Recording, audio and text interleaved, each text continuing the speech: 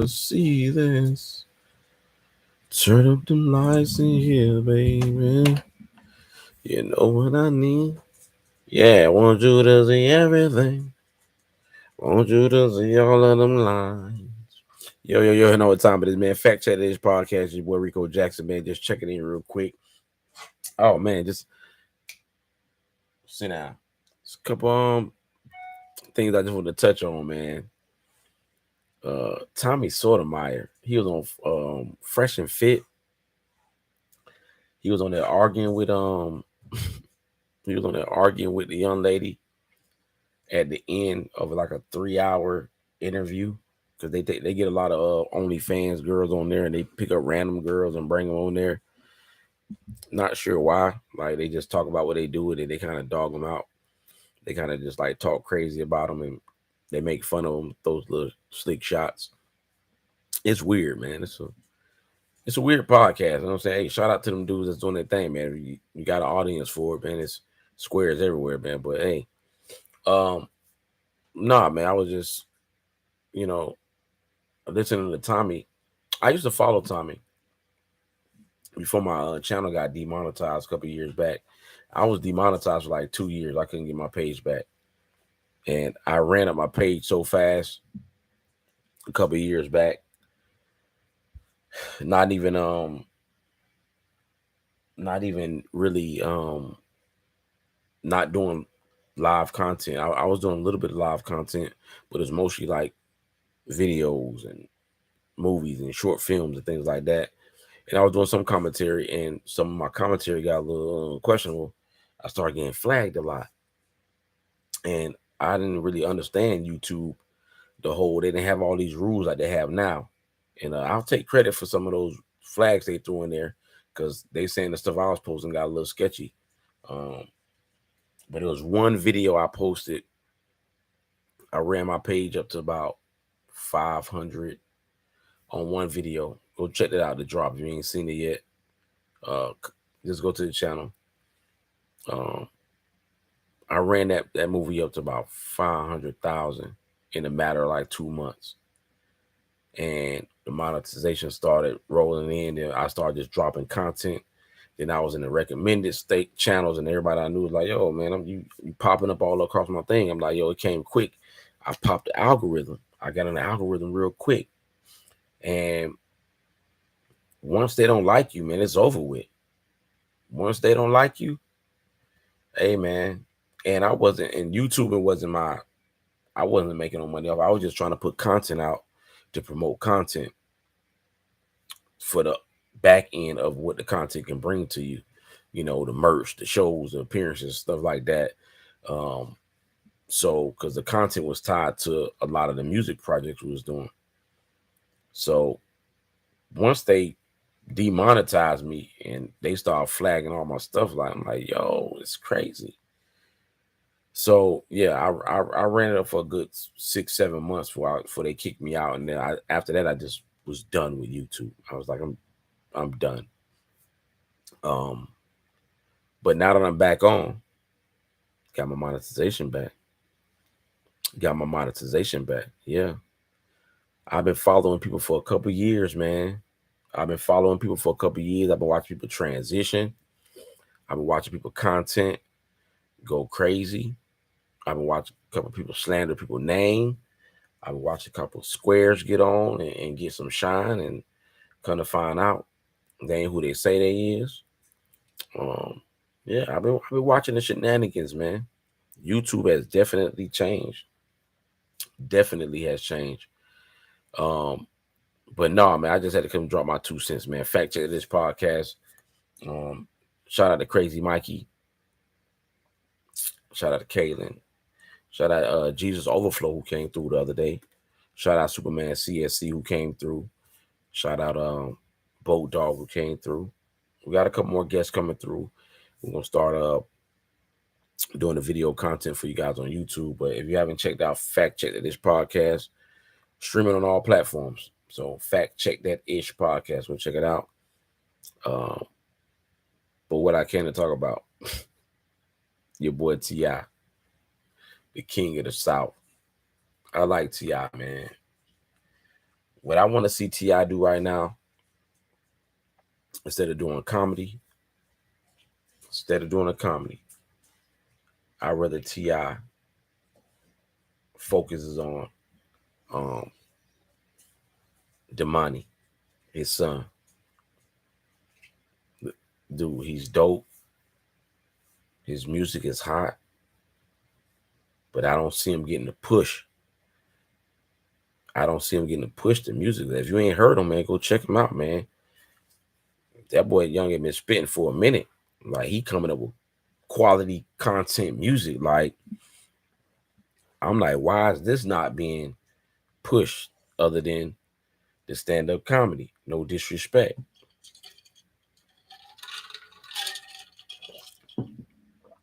Bruh. Now I apologize. I do apologize. I made a comment about your stand-up expeditiously before before I saw it. I just heard it like a 5-second snippet, and I'm like, and I made a comment about it. So I apologize that I might have been prejudgmental towards you, brother. So then I said, you know what? Let me go actually sit down and watch what I can find. I found like a good 3 or 4 lengthy, more than 5-minute shows that you did. One was pretty long. It's probably like 10, 15 minutes, maybe. Bro, it was not good. It wasn't good. The crowd might have made you, the crowd say, the crowd was very nice. The crowd was very nice. But it was not good. I'm not sure. Some of the jokes I heard, or some of the lines I heard, I'm sure you had already written those down. They kind of have those ready to go. You kind of segueing into those. Some of them a couple punchlines. I did like how you kind of try to feed off the crowd. You got to do that. If you can be quick on your feet and pop and jab a couple people, and then just build off of that, that wasn't bad. But the overall performance of the content, that was Apollo. You the guy. You wouldn't have made it, bro. They would have boo you off. You not gonna make it on the Apollo. I'm just being real with you. Not saying that you can't do it. What I'm saying is, if you're gonna do it, don't come into it half-assing it. Like, I understood what Godfrey was saying. I totally understand what Godfrey was saying. If I'm going to see Godfrey, I already had to sit there probably for 45 minutes watching the opening act, the headline, as if I got there on time. You know, Godfrey come on and he do an hour and some change. It's time to wrap it up. And then they say, oh, T.I. about to hit the stage. Only thing I'm thinking T.I. finna do right now is say, hey, man, what's up to the people? Thank y'all for coming out, man. Support my man Godfrey, blah, blah, blah. Hope everybody have a good time. You know, I was just in the building, man. I just want to say what's up to the people, man. Atlanta that showed up, blah, blah, blah, blah. Something like that, PSA. Or maybe you come out there, you don't know me. You don't know me. You doing something like that. You perform a song, you do a new track. You throw out some merch. Something. I don't want to see a comedy show from you after I just seen Godfrey. Because subliminally, that's going to take away from my original probably plan of maybe remember some things Godfrey said and like, oh man, that was funny what he said. Let me go star up his podcast if I haven't already did it. Let me go do this. Now I'm thinking about, man, why T.I. was up there looking like that, man? Why he was trash. That's what we saying. That's what we're gonna be saying. And I could totally understand what Godfrey was saying. Bro, this man just closed the show. This man just closed the show. He want the people to leave. so they can stop by the table, the booth, and buy merch, take pictures with him. It's time to go. They supposed to leave out of there thinking, what did he say? They finna go check out his content now. When they leave there, he is on their mind, not T.I. It's not about what he got paid to do his show or whatever. It ain't about that. Yeah, he got paid. It's the back end that you stepping on.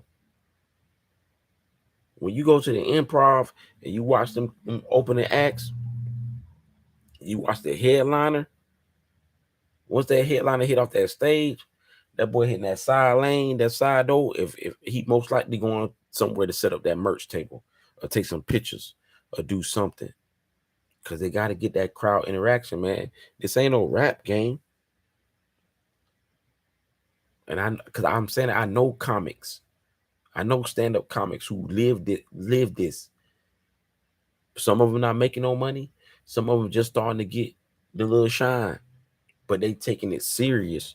And there's no disrespect to T.I., but from the shows I've seen, man, he wasn't taking it serious. He came with a couple things in his head. He going off of life situations. And again, comedy got to be fast. You can't be talking slow. You got to get to the punchline, B. You got to get to it. People got short attention spans. So the whole talking about, when marriage comes around, you definitely don't want to get caught out here cheating, fellas. Trust me. Because expeditiously, I had to, what would you say, proceed out of the precision to get away from the situation before I happen to end up incarcerated under incarceration again. So no, that's when I had to leave. You can't do it like that, man. That's how it sounded to me. So he just needs some training if he gonna continue doing it. But he can't expect to get no love if he gonna do it for. He not Lil Duval. See, Lil Duval different. You gotta remember, comics and actors have always dropped music. You think any R&B singles beefing with Eddie Murphy? My girl wants to party on the top, party on the top, party on the top. My girl likes to party on the top, party on the top, party on the top. Remix. No, man, they were trying to get on it. They were trying to get on it because he ain't really step into their lane.